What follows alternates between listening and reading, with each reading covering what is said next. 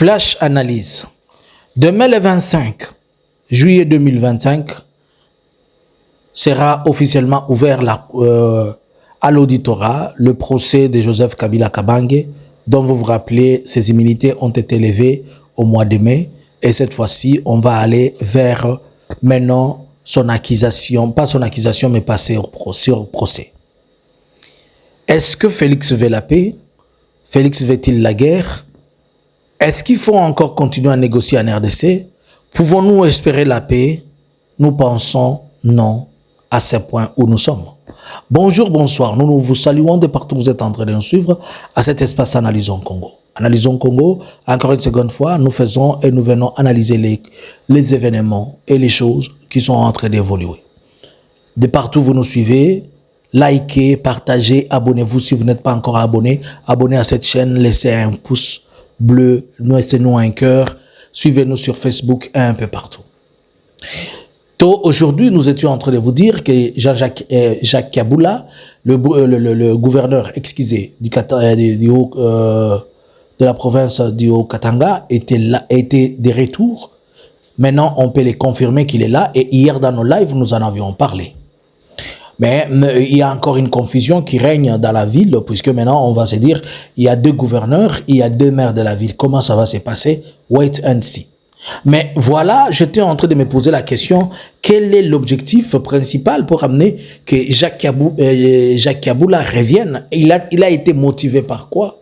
Qu'est-ce qu'il n'a pas compris? Pendant que nous sommes en train de réfléchir, boum, voilà ce qui tombe à la table. C'est Joseph Kabila dont on va faire le procès demain.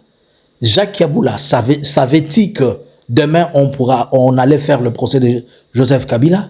Si tu ne le savais pas, peut-être tu es surpris. C'est pour dire que de la même manière que on te surprend, on te surprendra encore. Maintenant que tu t'es fait voir, tu ne peux plus t'éclipser. Partout, tu seras poursuivi et partout, on pourra t'attraper. La question, pourquoi donc on veut la peau de Joseph Kabila? On veut la peau de Joseph Kabila pour la simple raison que Kabila est l'unique personne influente pouvant intercaler tout ce que Félix est en train de faire. Et surtout que Félix, il a compris que partout il passe, on lui dit toujours, à l'époque de Kabila, il est toujours comparé. Alors si Kabila n'est pas en vie, au moins il pense qu'il pourra être comparé. Il ne pourra plus être comparé. Mais même s'il n'est plus en vie, au moins ses œuvres seront là et on te dira lorsque Kabila était là. Voilà un peu. Alors, ces procès qui va s'ouvrir, seront-ils à mesure d'arrêter Joseph Kabila? Non. Est-ce qu'ils vont le juger? Oui, ils peuvent juger, ils peuvent tout dire, mais ils n'auront ni le pouvoir de l'arrêter, ni aller où il est, ni envoyer un huissier, même avec un mandat. Et pourquoi on les fait? On les fait pour des fins politiques. Est-ce que ce comportement est un comportement qui encourage la paix et la cohésion ainsi que l'unité en République démocratique du Congo? Non. Les discours le plus ouverts et les discours le plus directs par rapport à ceci, Félix vient de dire il n'a pas besoin de la paix, c'est la guerre qui est plus son intérêt. Si la guerre est plus l'intérêt de Félix, est-il capable de pouvoir réussir cette guerre et la conquérir et aller au bout de ce qu'il est en train de penser? On peut le dire que oui, il a eu le temps de se préparer et il peut faire la guerre comme il le pense. Mais certainement, il y a beaucoup de paramètres et des atouts. Cette guerre qu'il est en train maintenant de mener, ce n'est plus seulement une simple guerre contre une personne. Attaquer Joseph Kabila et faire la guerre à Joseph Kabila revient aussi à faire la guerre au Rwanda. Pourquoi? Puisque Félix, quand il va faire la guerre avec, il va en mettre sur terrain les FARDC, les Wazalendo et les FDLR. Et en mettant les FDLR, il attaque automatiquement la chaudière du Rwanda. Est-ce que cela veut dire que le Rwanda est derrière Joseph Kabila? Non. Mais l'attitude de Félix provoque le Rwanda.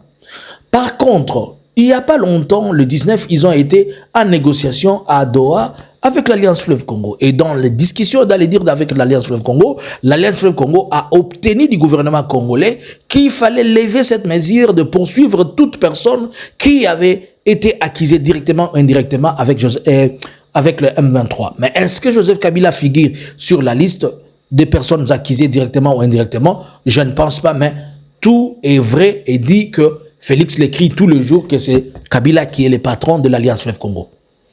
Là, il vient aussi de démontrer à l'Alliance Fleuve Congo qu'il ne peut pas respecter sa parole. Segundo, si Joseph Kabila est le patron de l'Alliance Fleuve Congo, comme je vous avais dit, pourquoi les poursuivre alors que vous êtes en train de négocier avec l'Alliance Fleuve Congo M23 à Doha? Une confusion qui ne s'explique pas. Cette politique que personne ne comprend la manière dont ils font aller et retour, ils marchent en avant et en arrière. Qu'est-ce qui va se passer? Ce qui va se passer, c'est que le procès va s'ouvrir, on va accuser le monsieur. Mais après avoir accusé le monsieur, c'est quoi l'impact de ça? L'impact, cela veut dire que maintenant tout le monde se met à sa position et que tout le monde combat pour le droit et que tout le monde combat pour ce qui est. Ça démontre que jusque-là, Félix ne comprend pas que ce pays a besoin de l'unité, que ce pays a besoin que tous les citoyens s'asseyent et qu'ils parlent. Il a seulement compris une seule chose, que pour lui, l'unique expression qu'il comprend, c'est la guerre. Est-il capable de la faire? Il a des militaires. Est-ce qu'il pourra gagner? L'avenir nous le dira. Mais, lorsque quelqu'un sera blessé, ou quand on va taper quelqu'un, que personne ne commence encore à crier que c'est les Rwandais, on nous a fait ceci, on nous a fait cela. Nous vous connaissons, vous êtes les premiers à provoquer les situations. Mais vous ne supportez pas les gifles qu'on mette sur votre face ou bien de la manière dont on va vous gifler. Après que vous soyez giflé et que c'est vous qui avez provoqué la situation, vous êtes les premiers à pleurnicher comme deux hommes en jupe. Où allons-nous exactement? La situation devient de plus en plus sombre. C'est-à-dire que l'Union sacrée va faire un dialogue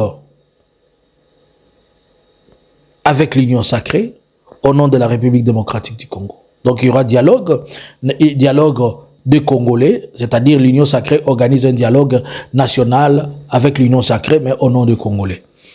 À ce point-ci, qui est et qui peut donner encore crédit à Félix? Même si les gens disaient, voyons seulement, peut-être les choses peuvent changer. Si le M23 disait qu'il ne part pas pour continuer à chercher à s'asseoir sur l'accord de paix, aura-t-il raison ou pas? Puisque ça démontre que même eux, ils subiront le même sort.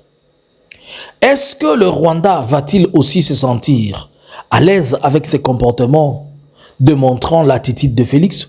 Le Rwanda peut aussi se dire, ce monsieur, ce n'est pas une personne avec qui on doit continuer les deals. D'une manière ou d'une autre, Félix est en train de creuser plusieurs fossés dans lesquels il va se retrouver un jour lui-même tomber dedans. Quelle est la formule pour le moment? On vient de mettre croix à la formule de la 5O. On vient de mettre croix à toute autre chose. Mais, une chose est claire, je vous l'avais dit, que tous ces procès qu'on était en train de nous faire du bruit ici, excusez-moi, Chiwewe ceci, Chiwewe cela, Chiwewe ceci, je viens d'apprendre que Christian Dayuel aussi est à la DEMIAP en train d'être jugé. Ok, on en passe, on n'en parle pas, on en parlera peut-être plus tard. Mais tous ces procès qu'on a dit ici, je vous avais dit plusieurs fois, que l'on dise que Chiwewe était en connivence avec Kabila, c'était faux. Que l'on dise Franck Toumba Biamunda, c'était faux. On a véhiculé toutes ces choses puisque on était en train de chercher quelque chose qu'on va coller sur la personne de Joseph Kabila. Et curieusement, tout ce qu'ils ont fait, tout le monde a compris que c'est des scénarios, mais un scénario très mal écrit, très mal programmé, planifié. Ça démontre l'amateurisme dans tous les sens. C'est manque de capacité managériale de démontrer que les grandes personnes sont capables de pouvoir gérer. Félix continue à démontrer que la RDC est tellement lourde par rapport à lui. La RDC représente une charge qu'il ne saura pas. On n'a pas besoin d'un dictateur dans ces pays. On a plus besoin d'un père de famille. Posons-nous la question. Cette guerre que Félix vient d'allumer, qu'il soit gagnant ou perdant, les civils qui vont y mourir, pour quelles raisons vont-ils mourir? Ce n'est pas pour ça qu'on l'avait interdit. Nous ne l'avons pas interdit plusieurs fois de chercher la paix pendant que les gens étaient à Bunagana, mais il a attendu que des milliers de personnes meurent à Goma pour que l'on dise on va maintenant négocier. Il attend aussi qu'on prenne le Katanga, que des gens meurent un peu partout pour qu'ils viennent dire mais non, mais non, mais non, mais non. Je crois que le message est arrivé à tout le monde que Félix n'est pas l'homme de la paix, ni l'homme de la situation. Que pensez-vous de ces procès qui s'ouvrent demain de Joseph Kabila? Une bonne, une mauvaise? Mais je vous avais dit que déjà, comme la toile était saturée ces derniers temps, avec des informations de brouhaha et de diversion sur la question du pasteur Marcelo, je savais que ça cachait quelque chose. Mais hélas, nous y sommes. Le 29, c'est dans peu de jours. Quel est le message que Félix envoie aux Américains? Quel est le message qu'il envoie à Paul Kagame? Quel est le message qu'il envoie à la communauté internationale? Et quel est le message qu'il s'envoie lui-même? Félix a-t-il le temps de se regarder dans le miroir? Mais je lui dirai que dans l'eau, le visage ne répond qu'à l'eau. Motona milangwa, akoya kanalibulu, c'est Obela Timola Kiyemoko. Bonjour, bonsoir.